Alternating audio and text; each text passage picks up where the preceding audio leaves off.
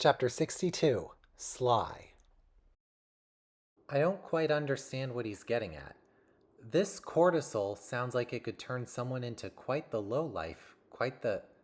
I choke on my word when I realize what I was about to say. Thief. I see the room. Everyone is looking at me, in puzzle and maybe a hint of wonderment. Wait. That's...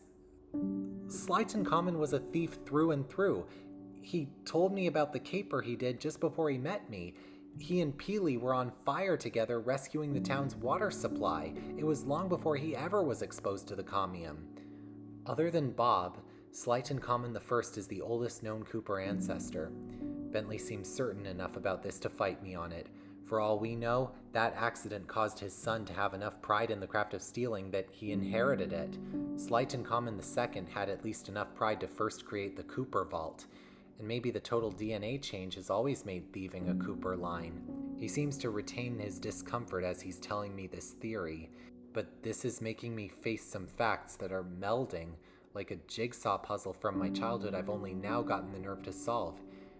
Maybe Bentley's wrong. Maybe the commium didn't affect Slyton Common. It's not really public knowledge what these rocks can do. He said so himself.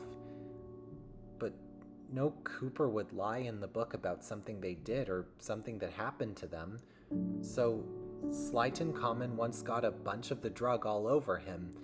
And if it's true it did what it did, then the only reason I come from a long line of master thieves is those master thieves have been drugged with pride.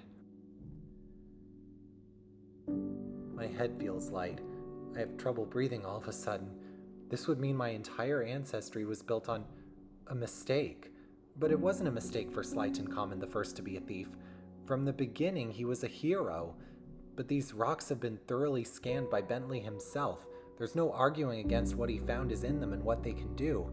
And for that matter, these rocks have been making everyone furious. Murray, Bentley, and especially Branwell. And... Guys, I can barely hear myself, nor can I properly see everyone around me. Back in Egypt, I breathed in a fair bit of the dust when I fell into the rock pit. It was in the middle of the fight, and back in London, I so casually stole those oranges. Carmelita is looking at me like the sight of me conflicts her. And all of a sudden, I have emotions in me around that cart vendor I stole from that I had never thought of before. I think I need a minute to myself. I get to my feet and go upstairs before anyone can interject. Up in Thornell's tiny house, no one follows me. Probably for the best. I should go outside and sit down. I walk to the door, and I get flashbacks to places I've robbed, and places my ancestors must have also robbed. Was there ever anyone like the vendor who we have really hurt over the years? Am I the worst enemy to people like the childhood Carmelita? Am I a thief only because of something that we're fighting to destroy right now? A stupid rock of all things that is causing so much trauma and pain? Another thing occurs to me that's making this worse. Back in ancient Egypt, when I first met Slyton Common, they told me Empress Catra was dying from something, and she was then healed but got more aggressive. And she had all those rocks stored under that pyramid personally. If somehow the rocks healed her, which it's been proven they can do, but made her angry, which they've definitely done, then I've been operating with the same mindset of greed as that monstrous empress. It all simply fits. I am so baffled that the door to Thornell's house is already open all the way when I finally get my act together and see right in front of me are half a dozen Shadow Order guards. "Drop the cane and put your hands in the air," shouts the one facing me. My fear spiking back to me like a dosage, I grab one of the smoke bombs I always keep with me, and the whole place is enveloped in ashy fog. I make a run for it, over to the boulder I know acts as an emergency exit to Thornell's den. Thankfully, no one is around here. I tap on it, but the others are already ahead of me. "We've got to get out of here," I say. "They're on to us." "We know," says Branwell. As if to prove a point, we hear the ceiling being bashed in. The guards think I retreated, and they know about the trap door. "What do we do?" exclaims Thornell. You don't normally expect ogres to be nervous, but this is his regular house. And his points about his friends being attacked for his involvement with us are reasonable. We're just going to have to go for it, says Murray. I'm saving my master one way or another. Who cares if they know who we are and we're coming? I was tapped into Raleigh's blimp, says Bentley, noticeably scared. But I've lost connection. They must have the antenna back up, blocking my signal. Let's on delay, says Dimitri. We've got enough of your somewhat genius plan. Fleshy gangs make their plans as they actually do them. Since our escape, more cops have been called into the area and have been shoving people everywhere trying to locate us. I guess Penelope or Raleigh told everyone about what we've been able to accomplish, and everything's going ballistic. Fires are being started, and I can hear bones crunch everywhere. I don't want to know all that is happening. I feel like I'm in too delicate a place right now. But it starts out smoothly.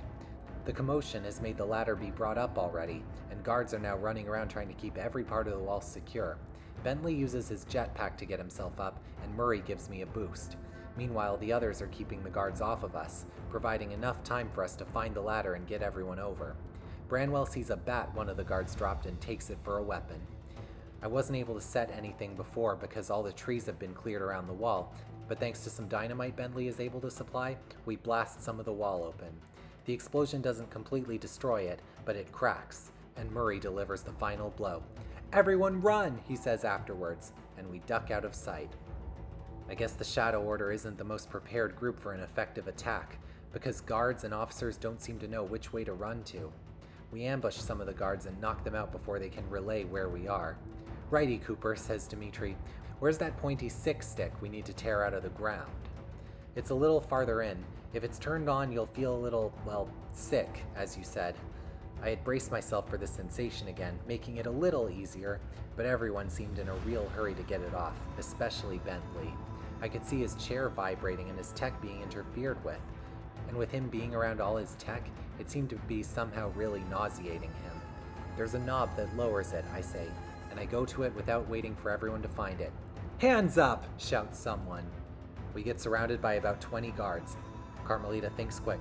"I'm with Interpol." She flashes her badge. "We all are. We have a warrant to search." The guard knocks her badge out of her hands. She goes for her shock pistol and someone knocks her hand away from it. "Bad idea, sweetheart," says the guard. We all have our hands up. "Just please don't shoot. We'll go peacefully," says Murray. I almost smirk. "Some of you guys fit the descriptions of the mouse and frog. Awesome. Wait till..." We hear a boom a little bit above us. Everyone is distracted by something breaking through the roof of the Skull Temple. I use that distraction to deliver a whack of my cane to the nearest guard. Carmelita goes to town with her shock pistol, and even Branwell participates. And fortunately, the arrival of the blimp, the arrival of what we stalled time for, was possible because Bentley was able to thankfully program it to come due to a mix of our distractions as he did his magic, and the fact we were in a place where connecting with the blimp was possible. "That was close," says Bentley. "They must have known we turned the frequency down and would go for it again." "We should have been prepared for that kind of trap," says Carmelita. "We have to be more prepared."